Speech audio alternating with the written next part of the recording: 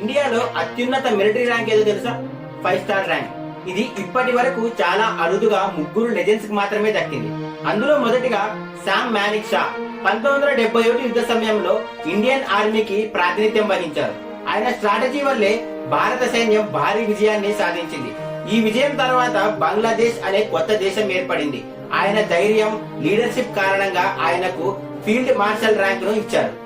తరువాత ఇండియా మొదటి army chief KM Cariappa. British కాలం తర్వాత ఇండియన్ ఆర్మీని పూర్తిగా ఇండియన్ లీడర్షిప్ లో నిర్మించారు. దేశభక్తి, క్రమశిక్షణలో ఈయన గొప్ప ఉదాహరణగా నిలిచారు. ఆయన సేవలకు గుర్తింపుగా ఫీల్డ్ మార్షల్ బిరుదును అందించారు. చివరిగా ఇండియన్ ఎయిర్ ఫోర్స్ చరిత్రలో గొప్ప పేరు అర్జన్ సింగ్. 1965 యుద్ధంలో ఇండియన్ ఎయిర్ ఫోర్స్ ను అద్భుతంగా నడిపారు.